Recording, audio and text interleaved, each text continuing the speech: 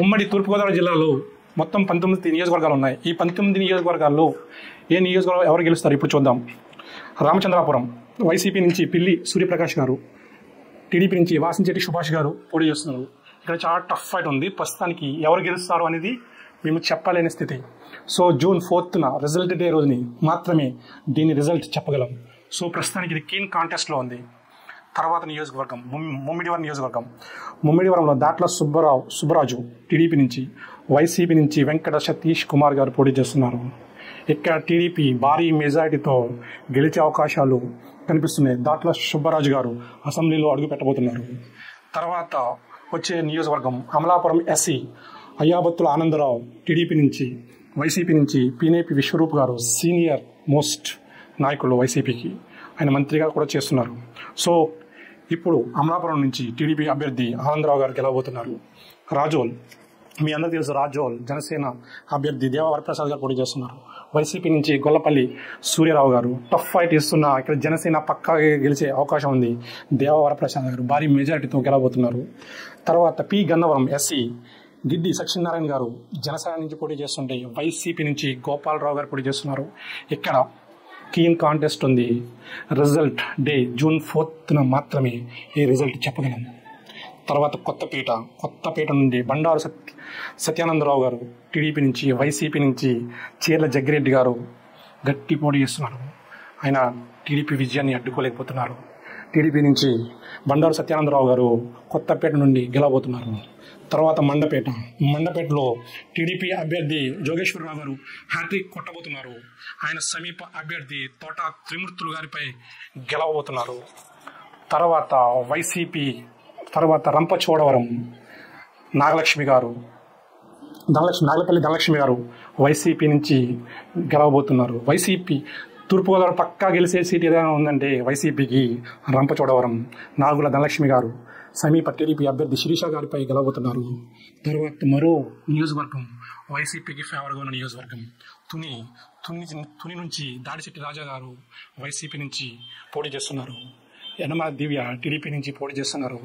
ఇది ఒకప్పుడు పక్కాగా వైసీపీ గెలిచే సీటు ఉంది, కానీ ఇప్పుడు వాతావరణం మారింది. అయినా సరే తక్కువ మెజార్టీతోటి దాడిశెట్టి రాజా గారు గెలిచే అవకాశాలు కనిపిస్తున్నాయి. తర్వాత వచ్చిన నియోజకవర్గం ప్రతిపాడు నుంచి వరుపుల సత్యప్రభ గారు టీడీపీ నుంచి పోటీ చేస్తున్నారు. ఆయన భర్త రాజా గారు మరణించడంతో ఆమెకి సానుభూతి ఎక్కువగా ఉంది. అలాగే కూటమి బలం ఉండడంతో ఈసారి ప్రతిపాడు నుంచి సత్యప్రభ గారు గెలవబోతున్నారు.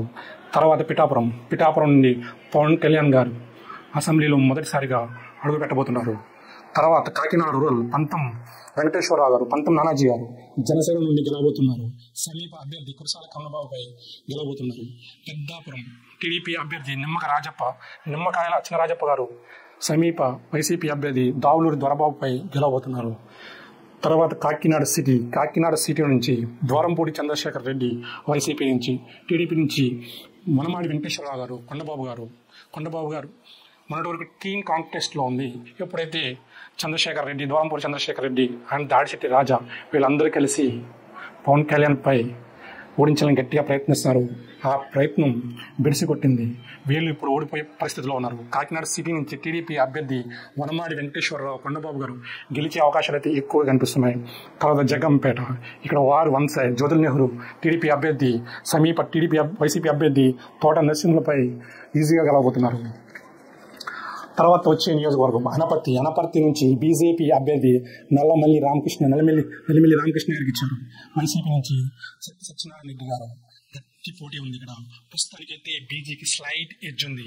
ఇన్ కేస్ కూటమి ఇవేవో ఉంటే కనుక ఇక్కడ బీజేపీ గెలిచే అవకాశాలు లైట్గా కనిపిస్తున్నాయి. ప్రస్తుతానికైతే అనపర్తి నుంచి వైసీపీ గెలిచే అవకాశాలు ఉన్నాయి.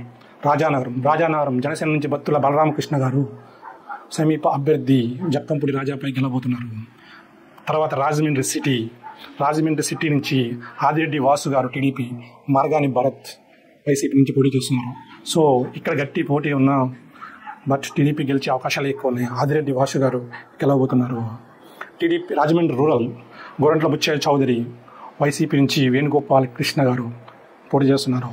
ఇక్కడ టఫ్ ఫైట్ ఉంది, కానీ గోరంట్ల బుచ్చయ్య చౌదరి గారు టీడీపీ నుంచి గెలవబోతున్నారు. టోటల్గా 19 నియోజకవర్గాల్లో TDP 10, Janasena 4, YCP 3, keen contest 2. TDP 10, Janasena 4, YCP 3, keen contest 2. చూద్దాం రిజల్ట్ డే రోజున ఎవరు ఎన్ని సీట్లు గెలుస్తారనేది. Thank you all.